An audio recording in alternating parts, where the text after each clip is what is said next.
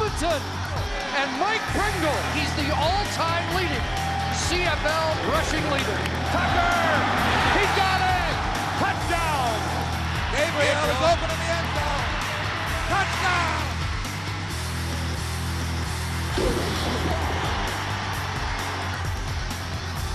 And it's a warm evening here in the city of Baltimore. 95 degrees at kickoff time, a northwest wind 15 miles per hour.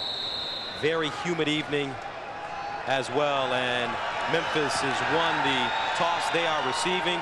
This is Anthony Jordan from his 11-yard line. And Jordan gets up to the 30 before being stopped. 15-yard gain. Your quarterback, Damon Allen, 57%. His numbers are up a little bit this year. 4 touchdowns, 8 interceptions offensively for Memphis. Damon Allen is their leader at quarterback, and Joe Horn is the most veteran receiver that they have on this team at this point because of a number of injuries they've suffered. So they'll start first down, and they give it to Shipman. Shipman trying to bounce it outside, cuts it in. Al Shipman gets up close to the 50-yard line. Gain of 18 yards for the rookie out of the University of Miami. Defensively for Baltimore, Elfrid Payton leads the CFL in sacks with 10. Matt Goodwin, last year's CFL Rookie of the Year, is that outside linebacker. And Irv Smith, an All-East performer, number 21, the right cornerback. Good look at Al Shipman there, and it's important that they start this thing off right. He's taking Gary Anderson's place, who was injured during the week. And on first down, this one incomplete, intended for Joe Horn. But there's a flag on the play at the 50-yard line, the Memphis 50. And Damon Allen, we looked at his numbers, Danny. They're up a little bit, but the production of this offense, as we've talked about in our open, is down. And in a way, they're wondering why. They really have. They've only scored 7 touchdowns, 3 by the run, 4 by the pass, 2 by return. That makes it 9 in total, but 7 offensively. Offside. Memphis number 15 declined. Second down. Why did they bring So the ball from the Memphis other side? called for the offside penalty. Kendrick Jones, rookie out of the University of Tennessee. Run that over to Ken. That'll make it second down and 10 yards to go. From the, and here's Allen in trouble, firing underneath, complete to Horn, and Joe Horn makes the reception. O.J. Brigance with the tackle, but Joe Horn really delivering a lick, gain of 16. Damon Allen being able to do the things that he does best. Get away from the heat, then keep looking downfield, open up, now find the open receiver who's worked hard to find the open spot in that zone. And Joe Horn comes up with his 27th catch of the season. And that makes it first down for Memphis. And they give it to Shipman, and Shipman has plenty of daylight. Hauled down from behind, but little Al Shipman gets to the 25-yard line. Another huge gain for him on his second carry. This time 17 yards. Get the ball deep to Shipman, because this guy's got great vision and tremendous acceleration. He runs a 4.28 40, and this guy can make a lot of things happen. Good blocking up front by Brown and Ritter off of that right side. Al Shipman left the University of Miami after his junior season, had some academic problems, and decided to come into the CFL. He's the youngest player in the Canadian Football League, and on first down, they keep the ball on the ground. Bruce Perkins running it. Third-year player out of Arizona State, gets to the 20. For Damon Allen in this offense, this has got to be some tremendous confidence builder to be able to rush the ball against a very potent defense in Baltimore, and seeing to be able to move the ball very handily. And that's a good look at the go chart that they have for Damon Allen on his wrist, that he checks his plays and wants to call them under certain situations on the field. Gain of 6, second and 4, incomplete. Intended for Kendrick Jones, but he heard some footsteps as Courtney Griffin was right on top of the play. Great catch. He's going to look and try to turn back, and he's going to throw a quick slant route. The ball's there. That's the kind of thing that Kendrick Jones has to make. When you've got an opportunity to make the big play, come up big.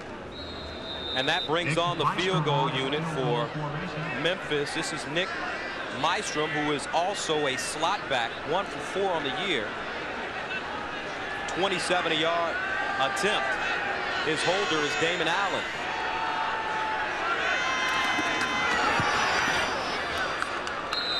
And Mystrom nails a field goal, and the Baltimore Stallions are now trailing Memphis 3-0 with 11:32 remaining in the first quarter of play. And we're back at Memorial Stadium in Baltimore, where the Memphis Mad Dogs have taken a 3-0 lead, and Memphis goes 8 plays for 60 yards, and Mystrom nails a 27-yard field goal for our first score of the game. And that's something this Memphis team wants to do, and that's get some points on the board as early as possible. And that's exactly. They've had a lot of trouble scoring touchdowns and field goals. They actually lead the league in singles, which isn't going to help them win a lot of football games. But from that drive right there, to be able to take the ball, move it down as good as they did, get it in the field goal ring, and come away with some points, again, is a very positive thing for the Memphis Mad Dogs. So here's Aaron Canner kicking off. And this will be Mike Pringle at the 15. Pringle breaks it outside. He's got a convoy in front of him. And Mike Pringle, a great run, gets up close to midfield. He may be in Memphis territory, depending on the spot. Gain of 36. Little confusion in the backfield as far as who's going to receive it, but Pringle is the guy that comes up with it, and he's tremendous burst of speed, and guys know if they get out in front, make one little block, get a little piece of somebody, Mike Pringle can make a lot of things happen. And you talk about bringing the ball back to midfield, giving Tracy Ham 1st and 10 on the 55. Mike Pringle, last year the #1 rusher in the CFL, comes into this game as the #2 rusher in the league. And on first down, they give it to Pringle, last year's Eastern most outstanding player, and your quarterback Tracy Ham. And Danny, he's been doing it well in this league for a long time. This is a guy who's been a little hurt, and he got hurt with his foot last week, but it seems to be doing pretty well now. Nick Subis, number 51, comes back at center after sitting out 5 games with a rib injury. And Mike Pringle and Tracy Ham, we've talked about him, but keep your eye on Chris Armstrong, number 81. He leads this team in every receiving category. 2nd down, 9 yards to go. Ham's going to let it fly, and it's complete at the 42. That's Chris Armstrong with his first reception of the game. For Memphis defensively, they've got one of the best front lines in the CFL, Danny. Well, they certainly do. This is a defense that comes in that is a veteran defense. It may be a first-year team, but these guys all have CFL experience. Cofield and Harding last year with 16 sacks apiece, tied for 2nd in the CFL. The completion to Armstrong makes it 1st and 10 from the 42-yard line. Play action for Ham. Sets his feet, going in the end zone for Culver. Incomplete. Skinny Culver at least had 3 yards on the closest Memphis defender, but Ham couldn't put it on him.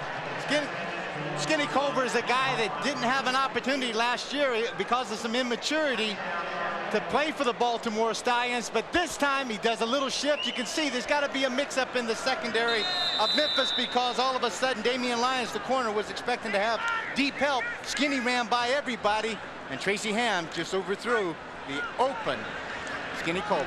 Culver played 1 game with Baltimore last year and quit the team. Sat out the entire year, came back in shape and with a better attitude, and got a starting job. And here's Ham throwing again, incomplete. Robert Clark, the intended receiver, and once again he had a step, this time on Junior Robinson. So Ham throwing the ball vertically a little bit, and that's not normally what he's accustomed to doing. Well, I think Tracy's one of those kind of guys. He's very patient about some things, and he can nickel and dime it, take exactly what you give him. But maybe he felt after that big drive that Memphis had coming down there, scoring that field goal to begin with, that he needed to reciprocate and make something happen quickly. And that's why he was trying to take it downtown early. Brings on Carlos Huerta for a 50-yard field goal attempt. Huerta 23 of 29 on the year, and low line drive, he nails it. Carlos Huerta, 50-yard field goal, and he ties this game up at 3. 8:59 remaining in the first quarter of play. We've got a tie score from Baltimore.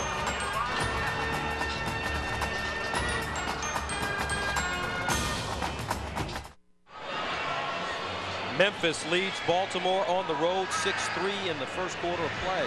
Gus, it's surprising. I think Memphis has had some great success so far. Don Matthews said yesterday that his team is a team that expects absolutely to go out there and win every game. They were kind of peeved off last week of losing that game to Calgary, and they think right now that they're going to bounce back extremely. The first few minutes that we have seen so far, they may be taking Memphis a little lightly, and Memphis is having some opportunity to score some points early. Memphis comes into this ball game with a 3-4 record, while Baltimore is at 5-2, and Memphis 0-1 versus Southern Division teams. And offensively, we've told you about their struggles, but talking to Damon Allen, this team is so confident with their defense that if the offense could just give them a little bit, then they think they can win. The big thing that's happening is that offense is helping to rest that defense a little bit, which can give them more opportunity. And this will be the return specialist, Chris Wright, who leads the CFL in all-purpose yards. They set it up on the right side, and Wright picks up good yardage, gets close to the 40-yard line. They'll spot it at about the 38. Run back of 17 yards. And Tracy Ham, on his first couple of possessions, his Baltimore offense hadn't looked as crisp as it normally does. He really hadn't. He came in, he said that he was going to take whatever they had to give him, and he wasn't going to take it downtown the first couple series. He was trying to make something big happen. Maybe Tracy will settle down now, come back to that perceived game plan, and be able to move that ball methodically down the field for the Baltimore Stallions. Stallions average 225 yards passing per game. They set up the quick screen to Pringle, and he's tackled from behind at the 44. Middle linebacker Greg Battle with the stop. Now this is just kind of actually it's just a running screen where they're going to try to get Pringle out there one-on-one. They're hopefully that they got man coverage, but they don't. Memphis is catches them, they put them in a zone defense, and the great pursuit of that middle linebacker, Greg Battle, out of Arizona State, is able to cut that gain to only about 5 yards. Gain of 5, 2nd and 5. Short drop again, Culver working on Don Odegaard, almost broke away, but he's all down at midfield, which in the CFL is a 55-yard line.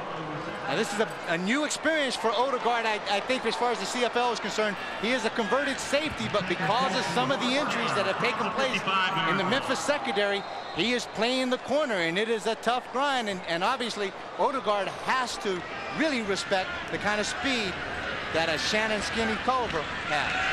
Odegaard picked by the Bengals in the 6th round of the 1990 NFL draft. First down and 10 from midfield.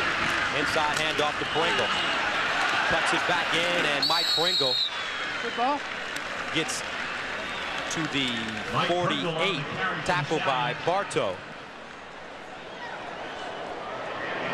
Baltimore doing some counter stuff here and trying to make this Memphis team have to chase Pringle around. They do a good job of walling off on the outside. Pringle following his block. That's Neil Forth, the big tackle that he gets in front. Danton Bartow, the outside linebacker, does a terrific job fighting off the block, getting down the line of scrimmage and making that tackle. Gain of 7. 2nd and 3. And a penalty flag. Looked like some movement on the defensive line of the Mad Dogs this time. Stephen Bates, 4th-year player out of James Madison. Offside. Memphis 92. First down. Just to repeat one of the rules in the Canadian Football League, the defensive line has had to line up a yard off the line of scrimmage. And Stephen Bates was just trying to anticipate that count. Tracy Ham came in there, gave him the stutter count, that hut, hut, hut. And all of a sudden, Bates was in the backfield, gets called for the flag. First down. Here's Ham. Under pressure, Ham's going to let it fly, and it's incomplete. Good defensive pressure by Tim Cofield, who's 2nd in the CFL in sacks this year with 8. Good containment on the outside. Alex Gordon is the guy. He's working on Neil Ford, the big cuz. Right tackle forces Tracy Ham to have to get outside, and Cofield, with the terrific speed that he has in pursuit from the backside, gets to Tracy just as he's releasing the ball and forces him to throw the ball short. Second down and 10 from the 43. For Tracy Ham. Won 2 national championships at Georgia Southern, playing for Erk Russell. And here's Ham again, letting it go to the near side. Complete inside the 15.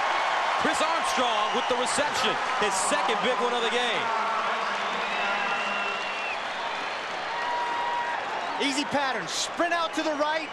Throw back. Post corner. Now he gets Junior Robinson all turned around. Tracy Ham has plenty of time to throw the ball, and it turns out to be a 30-yard reception. Chris Armstrong led the team in all 3 receiving categories in 1994. 72 receptions for 1,586 yards and 18 touchdowns. Baltimore deep inside Memphis territory at the 14. Here's Ham passing on first down in the end zone, and it's intercepted. Eric Nelson with the interception in the end zone, and he brings it out to the 10-yard line. Only the 5th interception of the year by Tracy Ham. Eric Nelson, a rookie out of Memphis, picks up his first pick of the year. Good coverage in the secondary by Memphis. Tracy's going to sprint out. He wants to throw to the outside, but now he comes back to his 3rd receiver, and he holds the ball a little too long, tries to find Armstrong in the middle, but Eric Nelson, playing a terrific center field, looks that ball in, picks it up, maybe makes a bad decision to bring it out, but if they don't, they give up a penalty, a single point to Baltimore. But in this case, they turn the ball back over to that offense, and Damon Allen, they scrimmage it out, 1st and 10. 13th interception of the year for this Mad Dogs team. And they have the ball now on their own 10. On first down, they stay on the ground, and here's Al Shipman. And Shipman continues to bull his way ahead, and he'll tack on additional yardage to this gain as Al Shipman, somebody grabbed his face mask.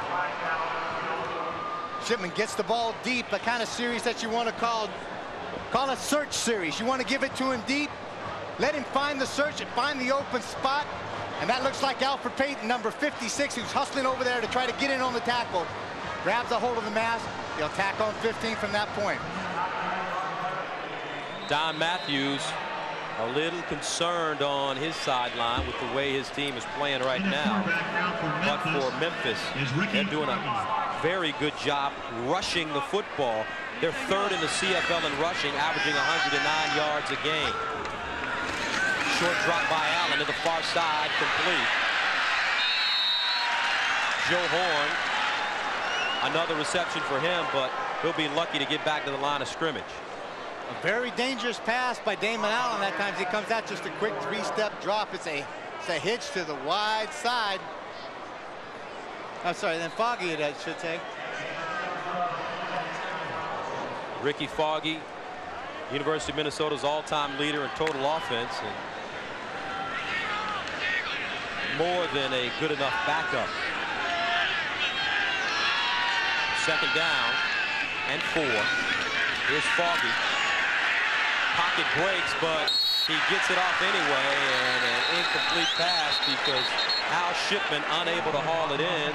As you take a look at the owner of the Baltimore Stallions, Jim Sparrows, who has definitely brought a winner to this town. He started off, and this is a guy that is a big motivator, a big believer in the CFL. And he's starting to build his franchise. He went right to Don Matthews and put a lot of... Memphis number 81, penalties declined. 3rd. Oh. Just to finish that thought, put a lot of faith in Don Matthews, who surrounded himself by some great Canadian talent. So we're at the end of the first quarter. Memphis with the surprise 6-3 lead over Baltimore.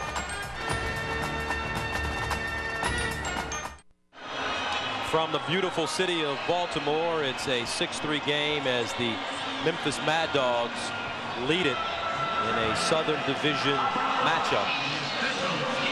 And the Stallions last year went 14-6, advancing to the Grey Cup and eventually losing to BC. Well, at that time, they weren't the Stallions. They were the Baltimore CFLs, and playing here at Memorial Stadium A number of great professional athletes are decorating the walls here. Johnny Unitas. You don't have to say much about Johnny U with the Baltimore Colts. The ring honor there's a lot of pressure on these Canadian Football League players to play with a lot of respect and a lot of honor. They have a lot of things to live up to that these people of Baltimore are used to. First down and 10 from the 53. Here's Pringle. Mike Pringle gets up to the 45. 7-yard game as Greg Battle and Donton Bardo come up with the hit.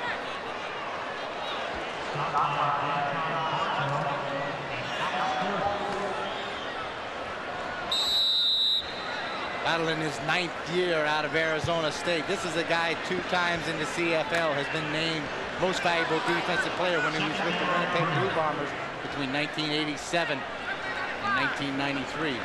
They send 3 receivers to the far side of the field. 2nd down and 3. Here's Pringle and a nice play in the backfield. That's Bardo again, somehow managing to shake off his man and make contact with Mike Pringle. Bardo jumps on the line of scrimmage and anticipates the snap, and then he has terrific penetration, gets the left arm out before Mike Pringle can even get going, and makes a terrific 2nd down play, sets up 3rd down and a field goal for Carlos Huerta. Carlos Huerta, 53-yard field goal attempt here. He's 1 for 1 from 50 yards and out. Dan Crowley, the 3rd-string quarterback, the holder.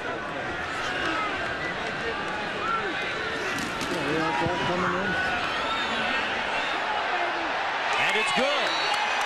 Carlos Huerta, as Don Matthews likes to say, the most dangerous weapon on the team, nails the 52-yarder, and it's a tie score, 6-6 here in the 2nd quarter. Take a look at the top right of your screen. That's Pringle, 27, the left guard on that side. Withercomb's just going to pull. Inside trap play. He follows Withercomb up the field. The ball pops out all of a sudden. And there is Eric Nelson, the safety, the guy that comes up with a big turnover and keeps Memphis back alive. They're bending, but they're not breaking against this first-place Baltimore Stallion team.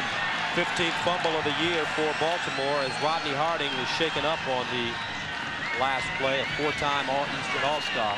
Had 16 sacks last year, which was tied for 2nd in the CFL. And Mike Pringle and the Baltimore Stallions have had problems fumbling the ball. They fumbled the ball 15 times as opposed to their opponents who've only fumbled the ball 6 times when playing Baltimore.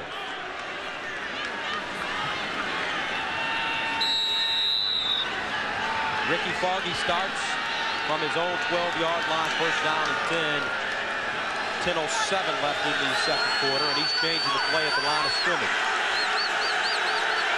Crowd's getting into it now. Complete up to the 21-yard line. 8-yard gain for Brad Breedlove. And Danny, when you're a quarterback coming into the ball game as a replacement, what kind of plays do they want to run for you so you can get yourself ready to play or get yourself in a groove? Well, obviously you want to run some plays that you're going to have some success with, but also they've had some opportunity through the course of that first quarter to see exactly what they're able to do against this very tough Baltimore defense, and he's doing that. He's gained 9 on the last play, and on 2nd and short, they give it straight ahead to Bruce Perkins, and he picks up the 1st down. Bruce Perkins is a guy that has a lot of CFL experience with the Hamilton Tiger Cats in 1993. Led the CFL in rushing attempts with 173 attempts. Gained 812 yards. He's a big man, 6'2½", 232 out of Arizona State. Slashing, powerful type runner. 1st and 10 from the 25. Foggy out of the gun. Under pressure, gets it off. Caught by Breedlove at the 32. Tackled by Tracy Gravely, but there is a flag on the play. Late flag, look for holding. May have saw it right in the middle. It looked like Vance Hammond, number 61, the center. Holding 56 Memphis. Roughing the passer, Baltimore number 56. 5-yard penalty, 5-yard first down.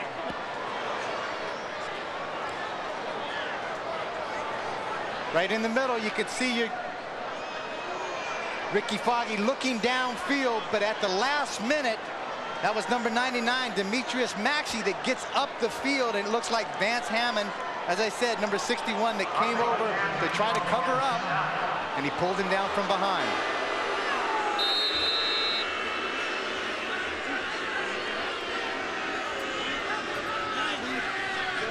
So it's now first down and 10 from the 30.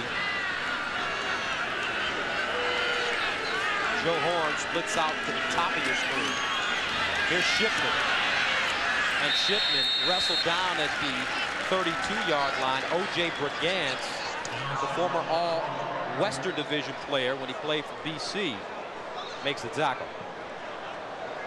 Very active middle linebacker. This is one of the best in the CFL and one of the nicest men that you want to meet. This guy makes a lot happen. He's not that big, 6 foot, about 220 pounds, but he can cover from sideline to sideline as well as anybody in this league. Al Shipman still running the ball effectively. 5 carries, 58 yards. 2nd and 6. They go to the near side. And what a catch by Joe Horn. Out of bounds. Joe Horn at the 45-yard line. A Willie Mays basket catch. Working on Irv Smith. Look at this. There's nothing fancy to it. It's just streak, speed against speed. The ball's thrown. Smith can't find the ball at the last minute, but the right hand comes down and looks like it grabbed a hold of the face mask of Joe Horn. So tack 15 yards onto this.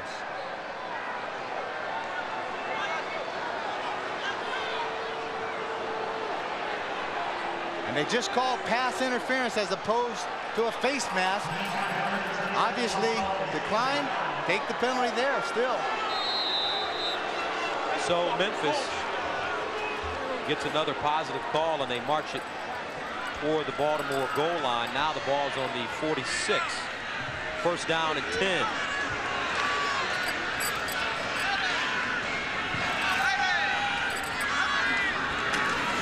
Draw play to Shipman. Shipman ducks inside, but is tackled by Tracy. Gravely. Somehow Gravely was able to grab his ankle and haul him down. And this guy runs a 4.2 40-yard dash. In the eye, Joe Bayless picks aside, goes around to the right, gets good penetration, but the terrific quick feet of Shipman is able to avoid that, get the ball upfield. Very impressed so far with the play selection that Ricky Foggy comes in here with, mixing it up, runs it in, gets that defense and tries to slow him up a little bit, throws the hot routes to the slot, and when he feels comfortable, takes it downtown to the wideouts. Gains 1 yard, 2nd down and 9. Underneath, incomplete, and a flag will be thrown on the play. Ken Watson, 7th-year player out of Livingston, called for pass interference. Brad Breedlove, the intended receiver. And Don Matthews not at all pleased with that call. Pass interference, Baltimore number 38, first down. Take a look as the play is going to happen. Ricky Foggy's got plenty of time. Great protection, good vision down the field. Throws the ball to the outside. Watson's over top. They say the contact takes place as that left arm came in front. So Ken Watson gives the Mad Dogs an automatic first down with the ball spotted at the 35. Bootleg, Foggy with plenty of room in front of him. And Foggy goes down at the 25, and they may spot it at the 24. 11-yard pickup for Ricky Foggy. And the play action worked to perfection for Memphis. This is a play that you want to call the Sally Ran or the naked bootleg. As he comes in, he fakes that inside dive play, gets Alfred Payton to bite really hard down inside, loses contain. Now it's Foggy one-on-one, lots of pasture in front of him. The only guy he sees is the corner, Courtney Griffin, that comes up to make the tackle, but not before he's picked up 9 yards and puts him in a great second and short situation. They give it to the up back. This is Perkins, and he picks up the first down. Bruce Perkins has been doing all the short yardage work. Grant Carter with the tackle. Take a good look at Tracy Ham going back, having a conversation with Mike Pringle on the sideline, trying to talk about, what do you think we got to do? What do you think you can do? Where can I help you? What do you see something that I don't see? And then if it happens, let's go out there and let's execute it, and let's get our team back in this ball game. Right now, it's Memphis controlling the tempo of this ball game.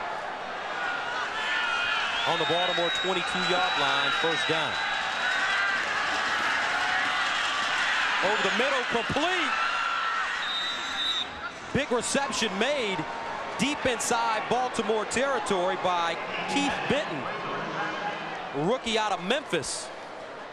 But they do a terrific job. They run the trips to the left of the field. Now he's going to fake the hitch. He's coming back to the slot back on the quick post inside, who happens to have a chance to get inside Ken Watson. He knows that when he steps back there, 1, 2, fake. He knows he's going to get hit, but he stands in there, takes one for the Gipper, and stays in there as Alfred Payton levels him. But he still makes the reception and the pass completion. Keith Benton with only his second reception of the year, and now it's first down and goal to goal from the Baltimore 5. And they run the option to the corner, and it looks like Memphis will get into the end zone for the touchdown. Charlie Miles running the option play. First-year player out of East Carolina gets in and scores, and now this Memphis team are gaining a little bit of confidence. Some plays they set up earlier with Perkins running the ball inside. Now they get that defense to bite down inside. Quick toss on the option play, gives it to Miles. Now it's just foot speed, racing to the corner of the end zone, and Miles is able to beat beyond pursuing Baltimore Stallions and comes up for the first major of this game for the Memphis Mad Dogs. Charlie Miles' first touchdown of the year in '94. He played with the Sacramento Gold Miners. Second leading rusher that season with 403 yards and 3 touchdowns. Gus was actually Sacramento's nomination for Rookie of the Year off that team, so you could tell that he was very impressive with what he showed.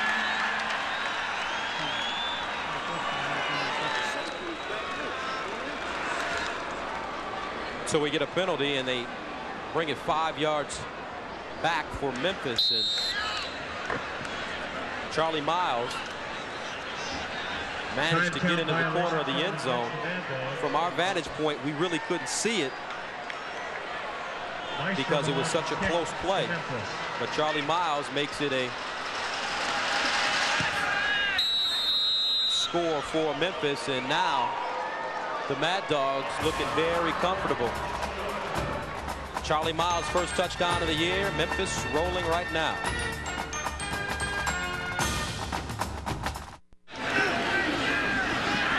And to the near side, Skinny Culver with the reception. Steps out of bounds at the 24.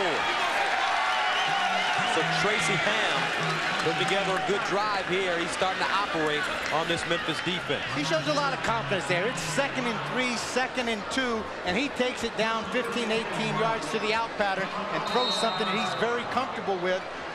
He and Culver, and this is a great thing that Don Matthews has said. Shannon Culver came back to camp this year more mature and ready to be a professional football player, ready to be a wide receiver. Culver has 3 receptions for 36 yards, picked up 14 on the last play. First and 10 from the 24.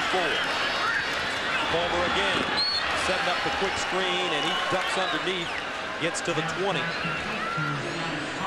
Johnny Anderson with the tackle.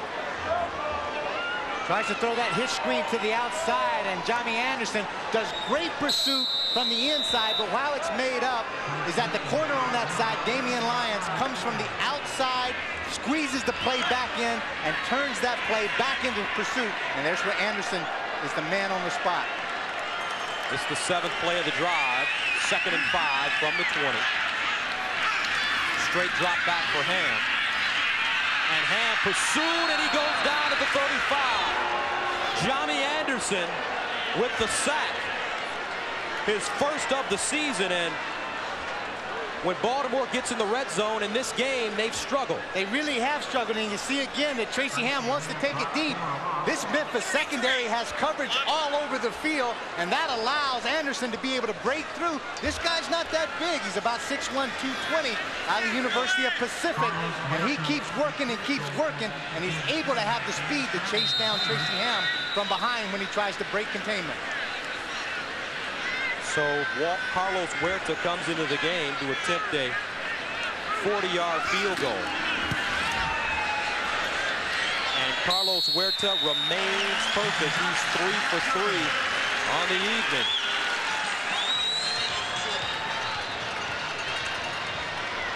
And your score is now 13-9.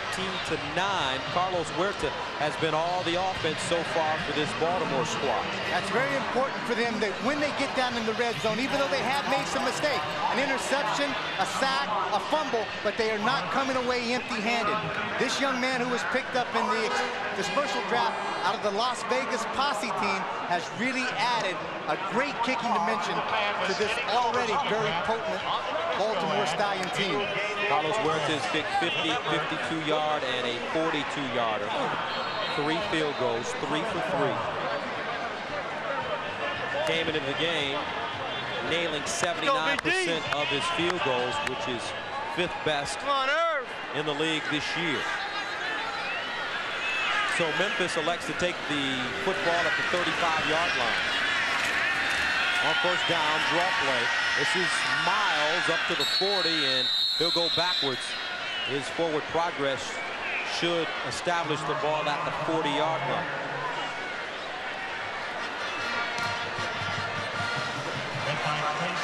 Your scoring drive, 7 plays, covering 32 yards, and Carlos Huerta caps it off with a 40-yarder, his 3rd of the game. He says still having a tough time to score in the majors, but at this point, as long as Memphis doesn't open up the scoring on this, 13-9 is the kind of score that you'd like to have the opportunity to come back from, and Tracy Ham certainly has the ability with his weapon. 2nd and 5 from the 40. Catch made at the 45-yard line. Kendrick Jones hauls it in. He gains 8. Danny, you look at Ricky Foggy, who hadn't played a lot prior to this game. Give him a grade on how he's done since replacing Damon Allen. Right now, I got to give him an A. I think he's doing pretty well. He is taking exactly what this Baltimore defense is going to give him, which isn't a lot. And then he's going to take it on himself a little bit on the naked bootleg, make a lot of things happen. He's creating the best defense against this Tracy Ham team, and that's keeping Tracy Ham on the bench. On first down, Foggy puts it on the money, but Joe Horn, unable to catch the football. That hit him in the worst place possible, right in his hand. Ricky Foggy, 4 of 7, 53 yards, and he should have been 4 of 5 of 7 here. That's a long pass, the wide side out, and it hits him exactly where you say, in a bad place. Joe Horn just taking his eye and his concentration off ever just for that split second, and the ball hits the ground. It makes it 2nd and 10. You can anticipate that this Baltimore defense is going to get after Ricky Foggy on this play. Because of injuries, Joe Horn is the veteran receiver on this team. He's got to make plays like that. Here's Foggy again, another completion. Keith Benton up to the 45-yard line. And he did a good job of running after he caught the football and picks up the 1st. Baltimore came with the blitz. They brought O.J. Brigance. They also brought Matt Goodwin, the outside linebackers, and it forced Ricky Foggy to stand in the pocket, and he made a big completion. Pick up at 17, time running out in the half. To the near side, incomplete, intended for Brad Breedlove. Charles Anthony defensively covering Breedlove on the play for Baltimore. 13 seconds remaining in the first half of play, with Memphis leading the Stallions 13-9. Just remember now, at the last 3 minutes of the half, the clock is stopped after every play, particularly on the incompleted pass. Now it is remarked. If it's a running play inside, it is remarked, and then the clock will start. So you can get a lot of plays off in the CFL in this short 13 seconds. 2nd and 10 from the 45. He dumps it off. This is Perkins running for the first down with more room. Perkins down to the 25.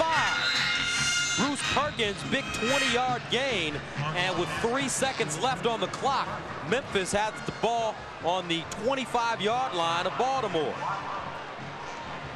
Play action freezes everything inside, but Ricky Foggy's able to break out a contain of Alfred Payton and finds Perkins just slipping out into the flat. Perkins does a terrific job getting the ball up the field and picks up big yardage with only about 3 seconds to go.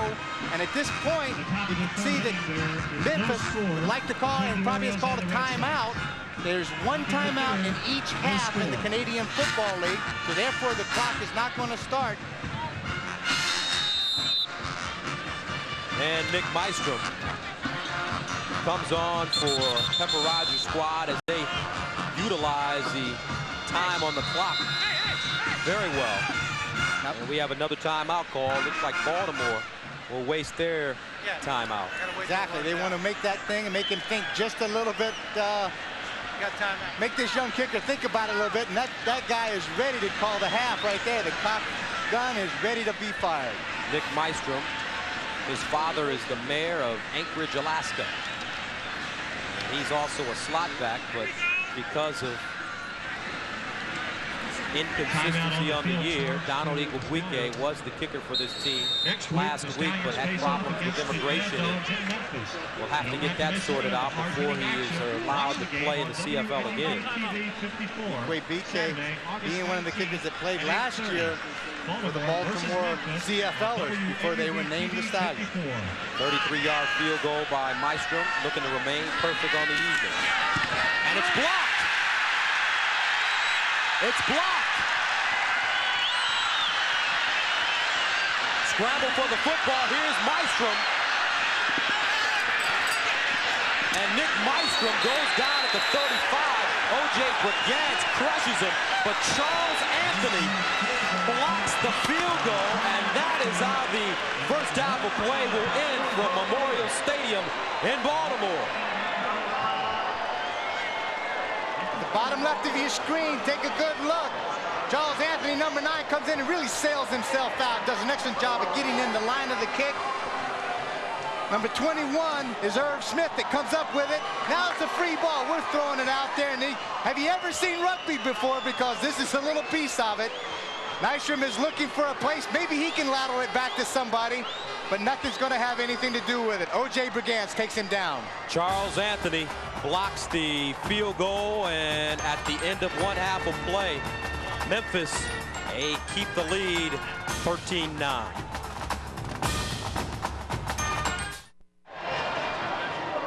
And another dangerous guy for this Baltimore team, Mike Pringle, standing at the 14-yard line. Well, also back deep, Chris Wright.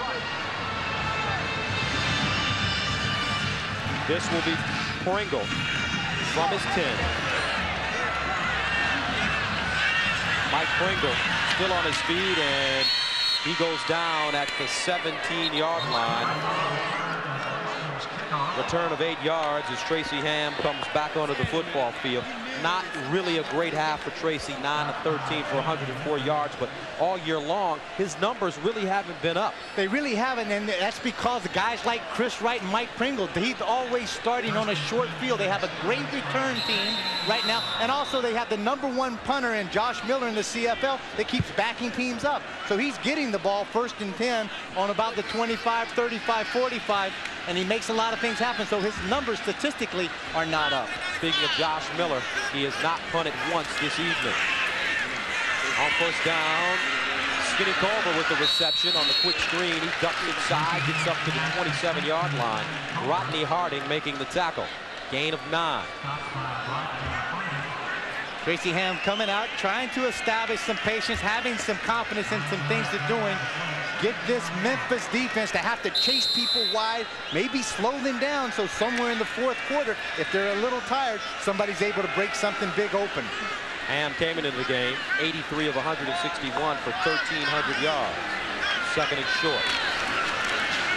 And Pringle goes through the middle. Mike Pringle up to the 45-yard line. Some hard running by Mike Pringle, tackled by Ed Berry, gain of 18. And Danny, Mike Pringle came back on Wednesday, their only day in pads, and he said he wanted to definitely get some good work in. He did, and that was a really inspirational workout that they had, and he said that Mike Pringle only knows one speed, and that's full out.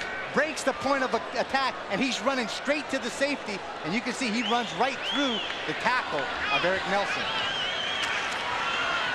First down and 10. This is Reggie Perry at midfield.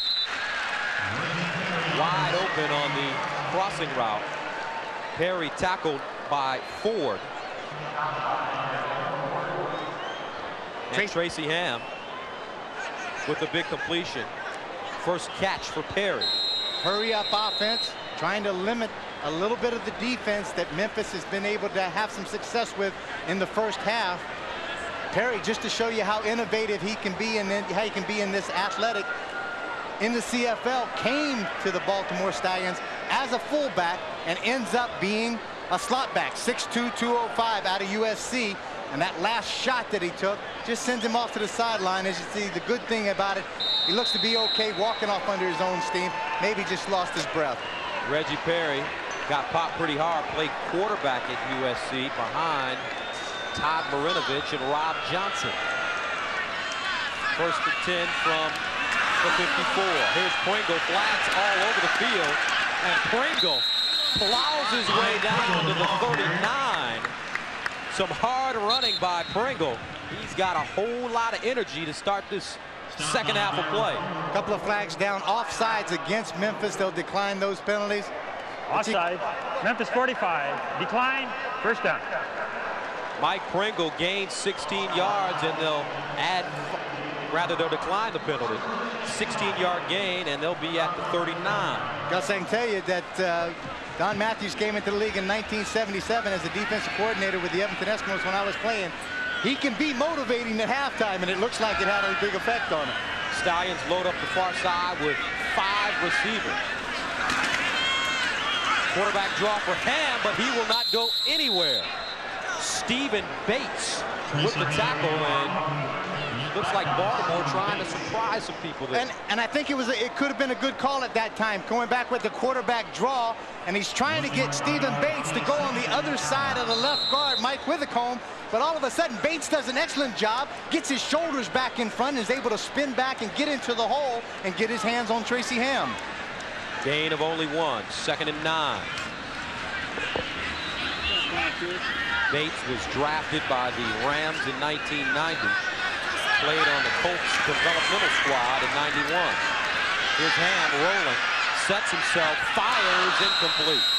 Chris Armstrong was open, but Tracy Ham threw the ball behind him, and they'll have to bring on the field goal team again.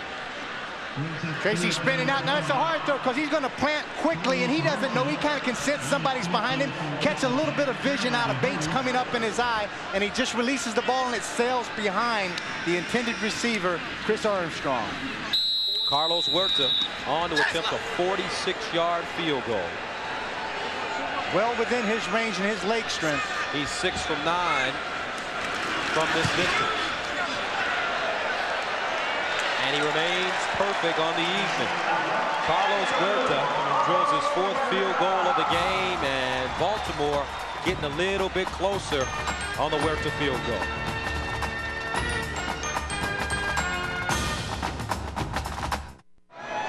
Gus, here's an example where I think Chris Wright showed that he is a rookie. Catches the ball. Now, if he downs the ball right there, he gives up a single. 1 point for Memphis. And then they scrimmage the ball, 1st and 10 on the 35-yard line. He brings it out, tries to make something happen, backs Tracy Ham and the offense up, and then where they catch the ball, and they make it 1st and 10 on about the 8. You can see Don Matthews having a conversation over there with him. Don Matthews very involved in running the special teams of the Baltimore Stallions. So you would rather have good field position than to give up a point? At this point, it's 13-12. You make it 14-12. You still have to kick a field goal if you're going to get ahead of it. So why not? 1 point, and there's a lot of ticks left on the clock. From the 8, Pringle. And Pringle gets up to the 10 and runs into a roadblock of Memphis players. Not a big gain. Rodney Harding and Tim Cofield in on the play. This has been a tenacious Memphis defense. They've gotten after it. These guys aren't supposed to be able to be this conducive as far as making a lot of things happen. They have a lot of glue in there that holds them together. There's a good look at Tim Cofield, who has great experience, 5 years in it. Greg Battle with 9, Rodney Harding with 11. So these guys have gelled together very quickly as a unit. 2nd down and 8. Ham lets it go, and it's complete. At the 24, flags on the play. Complete at the 24. Robert Clark with the reception, a 14-yard gain, but they'll march this one back. A holding penalty called against the Stallions. Certainly does, since they made a big gain and picked up the 1st down, and it looked like they may have been calling that on the right tackle. The big cuz, Neil Fort, 66. You see the concerned look on Don Matthews' face, working that gun pretty good.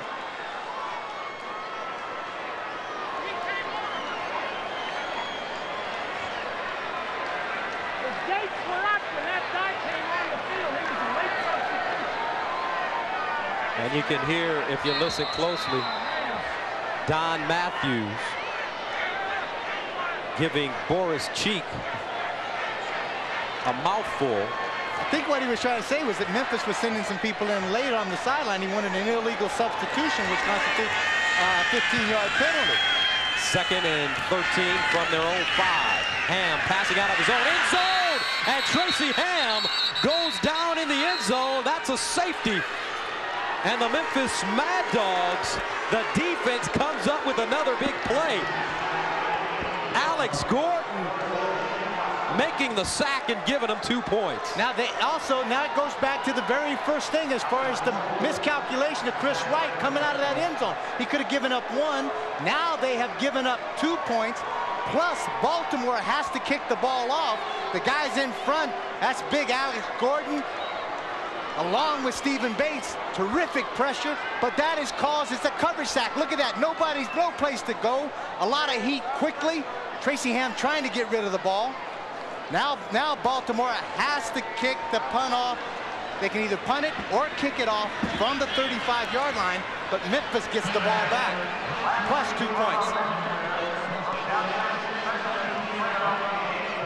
So the rookie mistake has cost the Stallions 2 additional points plus the football. And Memphis, they've taken a 15-12 lead now, and they'll get the ball on offense coming up. Now it comes after that safety also. If I'm not mistaken, I want to just clarify. Memphis has the opportunity in the option. They can either have them kick it off, which is a punter, or kickoff, or they can scrimmage the ball from the 35-yard line again, just like the field goal. And it's confusing to Pep. I mean, when we were in the press conference yesterday, he was talking about it. He says, I don't know what to do with 12 guys. I don't know what to do with timeouts sometimes. I don't know what to do with illegal substitution or eligible numbers or ineligible numbers. And I think at some point, Pepper Rogers is just dumb like a fox, because this guy knows a lot about football, and that's his job as the head coach, to go out there and learn these rules of the new football league that he's a part of. And you see a chuckle from the... You explain it to me first, and then we'll both know. Michael Cochran, the side judge, hearing it from Pepper Rogers, and you can see Cochran smiling. Hey, Coach, you got to look at the rule book a little bit more. On 1st down, here's Shipman, rather Miles. Miles breaks it outside and turns it back upfield and gets to the 45. Pepper Rogers one of the most animated coaches we've seen in the CFL this year. Graduated from Georgia Tech in 1954 and coached at Kansas, UCLA, Georgia Tech, and the Memphis Showboats of the USFL. And the guy he's talking to at the left is Brick Williams. Used to be nicknamed the Toaster. Well-known defensive tackle in the league, all-star, all-pro, who is helping out as a special team coach and a volunteer coach. First and 10 from the 45, complete to Horn. Ricky Foggy hit immediately after making the throw by Gerald Bayless. Horn gets close to the 50, pickup of only 5. You're going to take a 3-step drop, and the guy leaned on the other side is Gerald Bayless. And that guy right there is Adam Rita. Been a head coach in this league, Grey Cup champion with the Toronto Argonauts. Been a head coach also with the Ottawa Rough Riders. Terrific guy that knows a lot. An offensive coordinator with the Edmonton Eskimos in 1993 when they won the Grey Cup. Damon Allen was the quarterback, so he has his quarterback at hand right now, a man that knows a lot about the CFL. Adam Rita, the assistant head coach now, no longer the offensive coordinator. This pass is incomplete. Buddy Geis, who coached at Tulane last year and also coached Sterling Sharp with the Green Bay Packers, is the new offensive coordinator for this Memphis Mad Dogs team. And Horn unable to haul the football in, hit his hands and bounced out. And that brings on Canner to send it away, this time with a little bit more experience for the rookie Chris Wright as he stands at his 20. After bringing the ball out of the end zone the last time he received a punt. Canner punting from the 35. End over end punt to the near side at the 21. Here's Wright. Wright still on his feet. And Chris Wright goes down at the 24-yard line. 44-yard punt. 5-yard return. So with 5:03 left in the third quarter, Memphis still leading 15-12.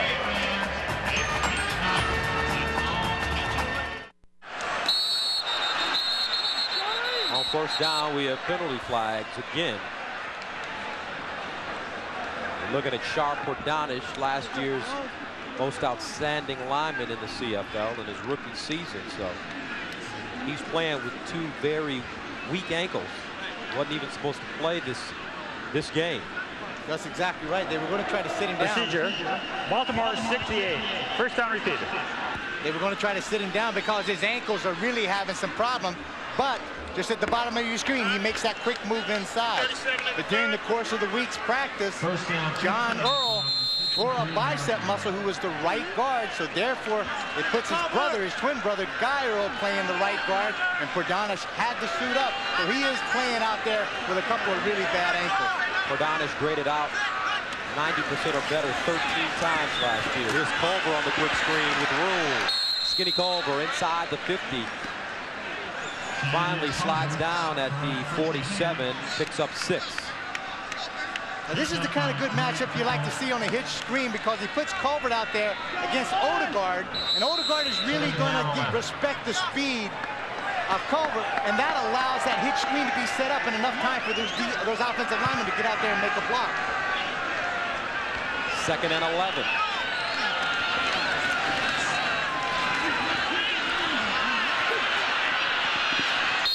And Tracy Ham goes down at the 45, only a 3-yard gain. And when Ham throws a football this evening, it's kind of been feast or famine.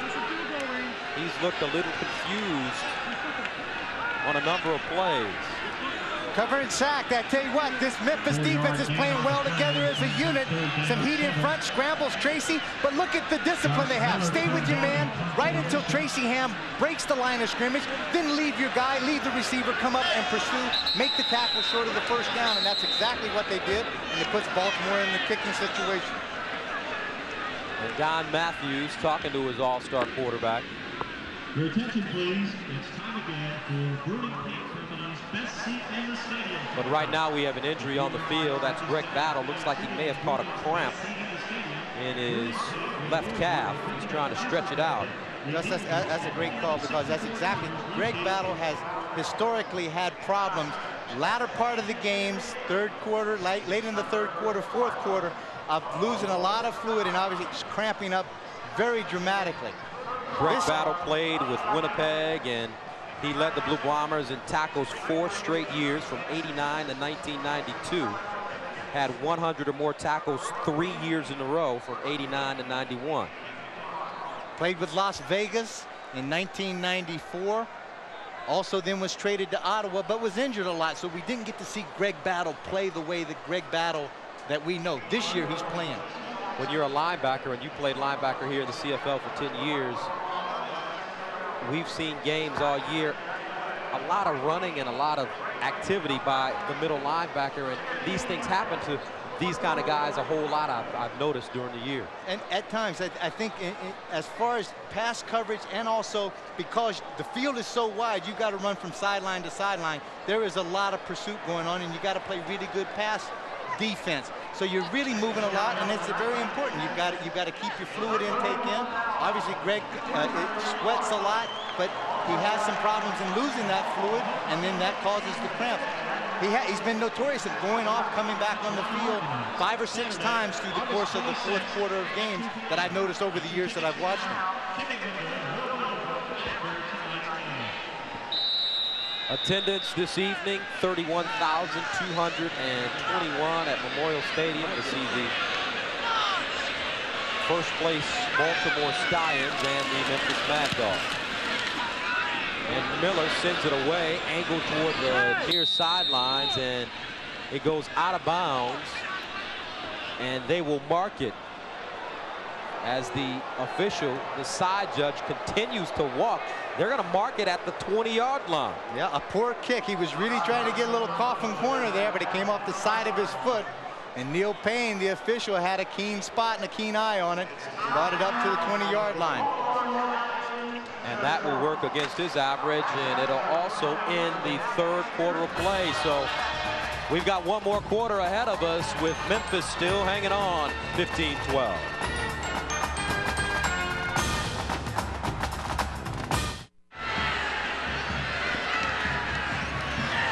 And we're starting the 4th and final quarter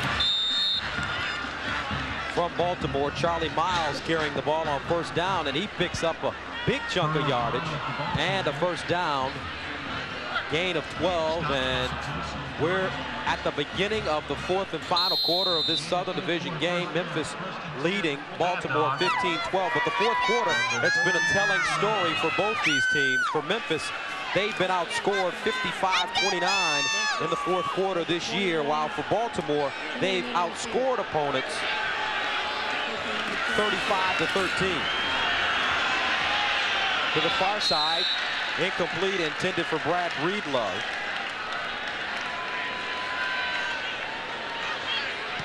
Ricky Foggy misfiring there. Done a good job of coming off the bench. Again, he really has control out there, and it looks like the offensive personnel around him have a lot of faith in his ability. It's important that Ricky Foggy gets somewhat production on 1st and 10, and he doesn't put himself in this situation. 2nd and long, knowing Don Matthews pretty well. This is the kind of situation he likes to get after the quarterback, force some pressure on him, see if he can make a turnover. Damon Allen wishing that he could be in the ball game right now. 2nd and 10 from the 31. Foggy to the far side, and little communication problem on the route. Joe Horn, the intended receiver. Ball thrown wide of Joe Horn. In the CFL right now, Birmingham playing at Winnipeg, and they lead it 19-12 at halftime.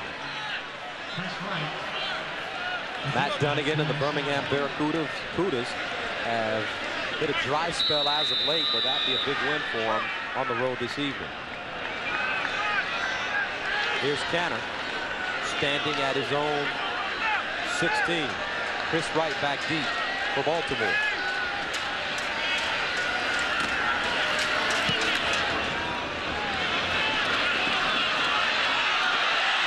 Wright catches it on the run at the 50, flags on the play, and he gets inside Memphis territory. This will be a no yards penalty, maybe the 15-yarder, because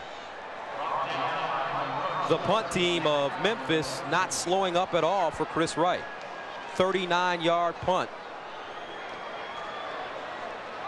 Just to clarify, Gus, there is the 15-yard, no yard. When guys get caught in that 5-yard perimeter zone, there's no fair catch in the CFL, but you have to give the returner 5 yards. No yards. Memphis, 15-yard penalty. First down. Take a look as he comes in there. Chris Wright goes in there. Now the guy runs by him. It's pretty close on the way as he goes by. He could have been about 3 or 4 yards past him, trying to really distract Chris Wright and maybe take his concentration off of it, but they get called for the no yards. If the ball, if you can see a coverage guy going down and trying to get out of the way, out of the zone, and it's unintentional, then it becomes the no yards penalty is only a 5-yard penalty from the spot of the foul. Right, averaging 165 all-purpose yards per game. First and 10. This is Robert Drummond, his first reception, lowers his head and picks up the first down at the 39. Drummond tackled by Ed Berry. Gain of 10. What a terrific athlete that Robert Drummond is. He's 6'3", about 215, out of Syracuse. And he is terrific as far as coming out of the backfield and doing as we just saw. Using it as a receiver, they try to get the mismatch with a guy that can turn 4-3 against the linebacker or even against the halfback because he's faster than most of the guys on that defense. First down from the 40. Draw play to Pringle. He hops over one guy and gets down to the 35. Rodney Harding thought he had Mike Pringle, but Pringle elevated, got over him, and picked up some positive yardage. Gains 5. And as we came into the ball game, this is how the Southern Division looked. Baltimore up 5-2. San Antonio right on their heels, though, at 4-4 on the year. Followed by Birmingham, Memphis, and Shreveport. Don Matthews has been a winner everywhere he's gone. Won 6 Grey Cups as a defensive coordinator at Edmonton as he coached the guy that's standing right next to me, Dan Kepley. And coming up, we'll see if his team can put it in the end zone right after this. Here's Pringle to the 30. Mike Pringle picks up 5 yards as he's stopped by Greg Battle. And he will be short of the first down, so Don Matthews has a decision to make here. Going to be about 3rd and about 1. And right now, the kicker, Carlos Huerta, is out there in the CFL. Right now, when you line up, the defensive line lines up a yard off the line of scrimmage, and you guys got some people up front at this Baltimore offensive line. Subas at 285, Whitcomb on the left guard at 300, Earl at the right guard at 300. I would never second guess Coach Matthews' decision because I respect him fully, but he feels right now that going for the field goal is the best thing to do and come away with some points and tie this ball game up. Well, Carlos Huerta has been perfect. 4 for 4. This one a 38-yarder, which will be his shortest of the evening. Hits the goalpost. Carlos Huerta misses for the first time as it hit the left upright. And the fans here at Memorial Stadium unappreciative of the decision to kick the field goal, and they let the Baltimore Stallions know about it. Take a look. Good snap, good hole.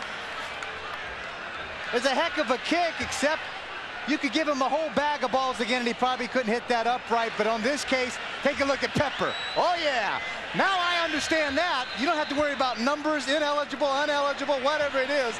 I know that hit the goalpost, and we don't give up any points. Pepper Rogers. 10:50 left in the fourth quarter, 15-12. Foggy throwing on first down, going for the long ball. Incomplete, but there is a flag. Oh, hold on, Gus. We got to take a look at this. Joe Horn, the intended receiver, had both hands on the football as it was thrown short. Let's go back. This is Courtney Griffin again on the corner. Now it's nothing but the streak route. Got us a stop and go. He's got him beat by a couple of yards. Now as he goes up, watch Horn. He catches the ball. The contact's made after the catch, after the touch of the ball. And I don't think so. I think we just got away with one there as far as me being a referee for the night. So the pass interference call gives Memphis an automatic first down and a 33-yard gain. Vince Lombardi said, dancing's contact, football's a hitting sport. That wasn't even dancing. First and 10 from the 52. Shipman. Haven't heard from Shipman very much during the second half. He gets to the 47, another flag on the play at midfield. Send it back because holding against Memphis, sometimes the only way that you're going to be able to block a guy the caliber of Gerald Bayless is the holding.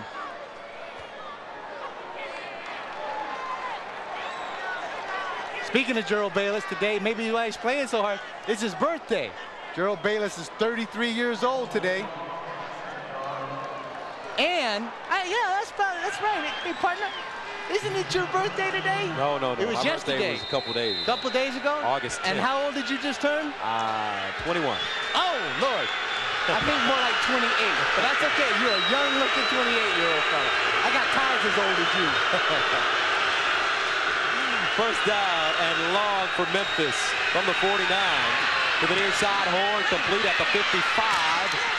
Keeps his feet going and plows his way ahead all the way down to the 45. Well, I tell you, between Dan Kepley and Mike Mayock, who'll be joining us later during the year and was with us last year, I take more heat from you guys than I do from anybody else that I know. Well, it's only because now we look at you as one of our children, you know, because you're so young. Yeah. Take a look at Joe Horn, how well he does as far as looking this ball in.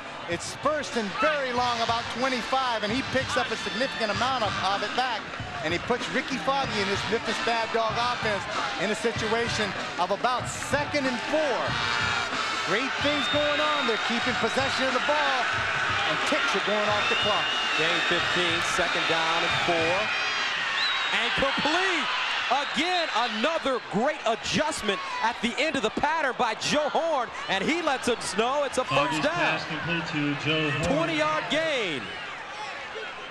Now, right at the top of your screen, now, you may not think this, but I think this is a call play. When they get even match to match, automatically, that Ricky Foggy is going to throw this ball behind the defender because all of his speed is going frontwards. The receiver knows he's going to come back for it, and that creates that separation and made what looked like a really tough catch very easy for Joe Horn. Big catch. 7 receptions, 118 yards. Joe Horn did not play college football, played junior college football. Itawamba Junior College in Mississippi. And he's having a big game, the second big game in a row for him. They keep it on the ground to Perkins. He picks up 4. And slowly but surely, Memphis marching the ball downfield. They've been good. They have not been all that successful as far as when they get into the red zone, as far as getting it into the end zone. One major score already, and it's important for them right now to see if they definitely come away with some kind of points. They need the field goal for sure, the major they would love. Out of the I formation, 2nd down, 8. They give it to the up back. Perkins headed for the end zone. Touchdown, Memphis.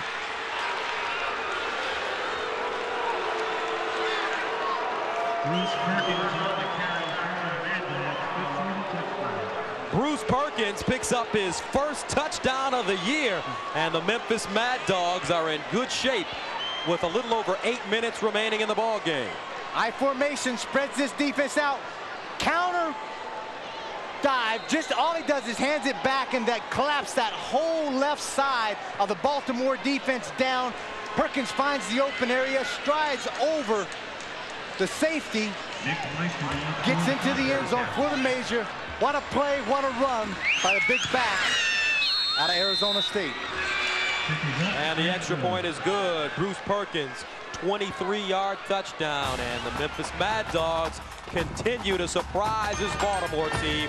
They lead at 22-12.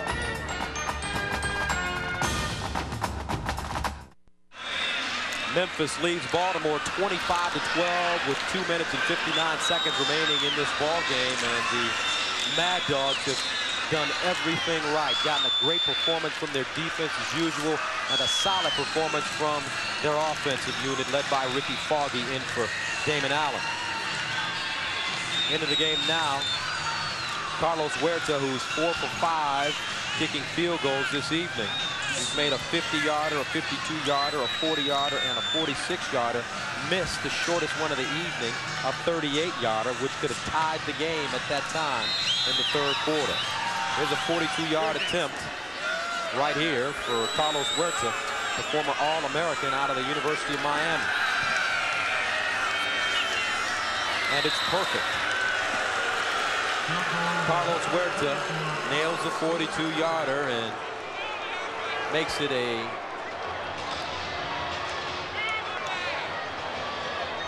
Gus, another example of Tracy Hammond, the Baltimore Stallions, getting down in that red zone 30-yard line and coming away with only 3 points, giving up another sack in a crucial situation to Tim Cofield. And you can see maybe that's one of the reasons. Tracy Ham getting some tape done to the hamstring area to tighten it up, either the hamstring or the quad muscle in the front. And maybe he's just unable to get away from some of that heat. Makes it a 25-15 game, and Mad Dogs will accept the ball on their own 35. They pitch it. This is Miles, Charlie Miles, hitting the backfield.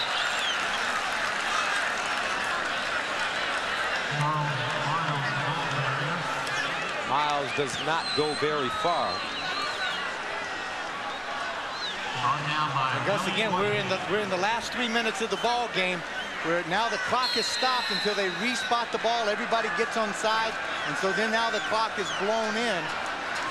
2:36, 2:35 going in. So obviously Memphis is going to try to run off as many kicks on that clock as they can, but it's important. They've got to convert this second and long. Loss of 1, 2nd and 11. Complete underneath to Brad Breedlove. Charles Anthony with the tackle, but Mad Dogs will not have enough for the first down. Big call right here, Gus, because it's only going to be about a foot or two short. 9-yard pickup. No doubt, though, in Pepper Rogers' mind, he sends out the punt team. With the way their defense has been playing, I guess he doesn't want to take any chances. They certainly have had some great success out there, and if this kicker can get the ball off, and this coverage team, that's the most crucial thing right now. Get down, be disciplined, stay in your lanes, and not allow Chris Wright to break a big one on you, and get great field position for Tracy Ham. Stallions need a big return here from Chris Wright, who's at his own 25.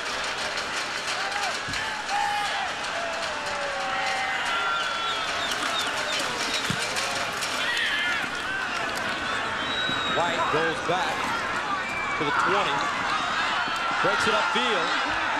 Chris Wright up to the 40-yard line. Good running by Chris Wright. 50-yard punt, 20-yard return, and a new quarterback in the game now for Baltimore, Sean Jones, who led the Georgia Tech Yellow Jackets to a national championship his senior year. And he's 15 of 30, 205 yards, 2 touchdowns, and 1 interception on the year.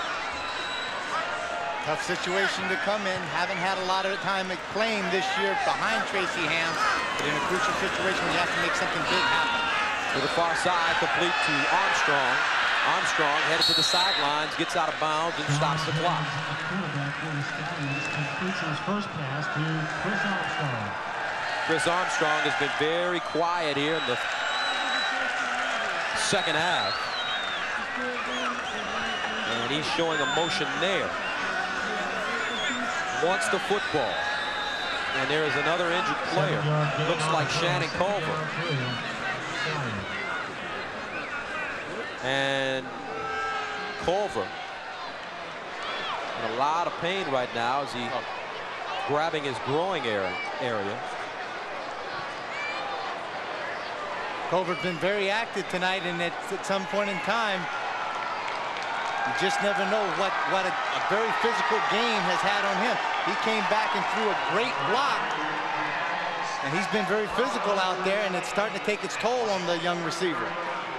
Skinny Culver coming out of the game. He's got 5 receptions for 53 yards. And stung a little bit, but he's okay. He's 5'10", 160 or so. I don't know what he gets the name Skinny from. He's probably all buffed up. Big arms on him. Jim Sparrows not pleased with the way his team's performing right now. 2nd and 4 for Sean Jones from the 46. Out of the shotgun, under pressure. Jones trying to buy some time, unloads, and it's caught! Mark Orlando at the 51-yard line, and it looks like he'll get the first down. So the local boy comes up with the big reception. And the advantage of having a new quarterback come in that's got some mobility and some fresh legs, able to get out of the chase that Memphis has, and Junior Robinson goes underneath to go for the pick. Mark Orlando, with that great concentration and soft hands, comes up with the big catch to keep the drive alive. The story on Orlando, not a lot of speed, but will catch anything thrown near him. Jones to the near side, a big hit. Put on Chris Armstrong by Junior Robinson. But Armstrong holds on to the football, gains 6 yards. Junior Robinson, 5'9", 185, out of my alma mater at East Carolina. Comes up and shows why he can close on that ball, makes a solid tackle. And maybe he's playing with a little more enthusiasm. He and his wife, Sandra, on August the 2nd, had their son, David III. 2nd and 5, and an interception. Don Odegaard picks it off and steps out of bounds at the 52, and that should be your ball game at this point. Don Odegaard, his 4th interception of the season, and Pepper Rogers will take this one right back on down to Memphis with a smile, as Odegaard pretty much seals the game for the Dogs. Don Odegaard showed in his experience in the secondary, going from safety, being prepared to play any position that you can. Just give me an opportunity. Put me in, coach. I'll play anywhere. Plays at the halfback now with the injury to Ed Berry, and you can see the happiness on that guy's face. Comes up with the big pick. That's his 4th of the season. 4th turnover of the ball game for Baltimore, and they put on 3 interceptions this evening. 1 fumble deep in Memphis territory. Baltimore came into this game, ironically, plus 25 in giveaway takeaway. The #1 team in the Canadian Football League. Exactly, and I think tonight that's the thing that's going to really disturb Coach Matthews. It could be the effort, but also a lot of the mental errors that took place out there on the field. 2nd down, 54 seconds remaining between Memphis's 4th win of the season. Perkins running the football. Alfred Payton with initial contact as he tried to strip it away. Don Matthews will call a timeout here. It'll stop the clock. It'll be 3rd and about 4. It'll force Memphis into a punting situation. And hopefully, Don Matthews feels that he can get this ball back and possibly something can happen. 44 seconds again in the Canadian Football League is a long time.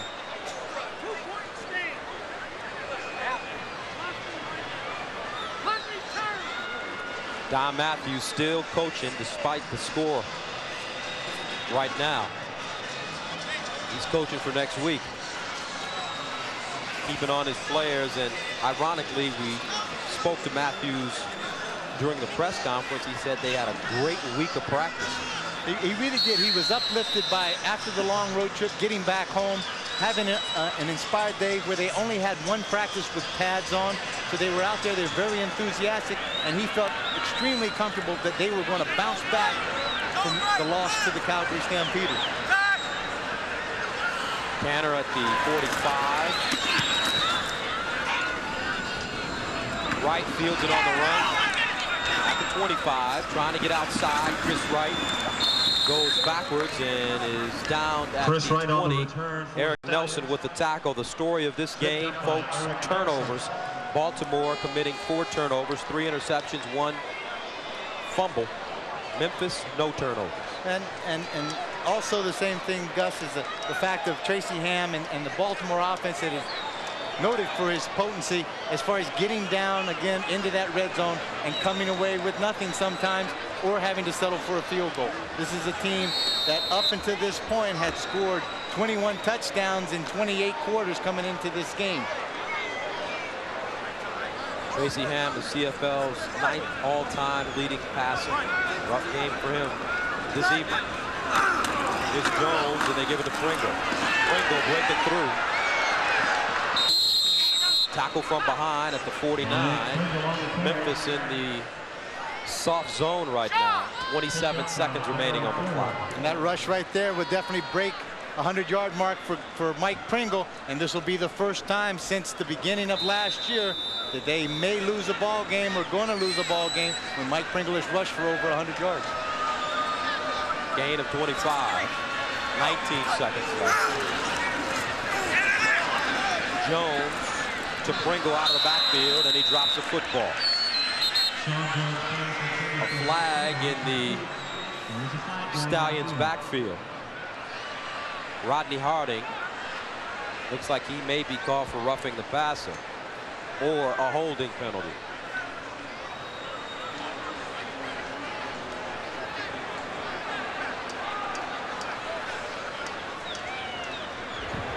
Holding. Baltimore is 65. 10-yard penalty. Very concerned look. And Jim Spiro's the owner of the Baltimore Stallions. Had a great opportunity to visit with him, as he said, at halftime. He's a very charismatic fella. He has a lot of belief and faith in both this team and the CFL. Pringle again. And Mike Pringle tackled by Greg Battle, who came up with a big interception. His 4th of the season to kill yet another Stallions drive. And this is one game that Pepper Rogers and his entire staff will take some pleasure in viewing when they watch films next week. As you can see right there, the clock's going to run out in the Canadian Football League, but one play still has to be run, and a victory for the Memphis Mad Dogs.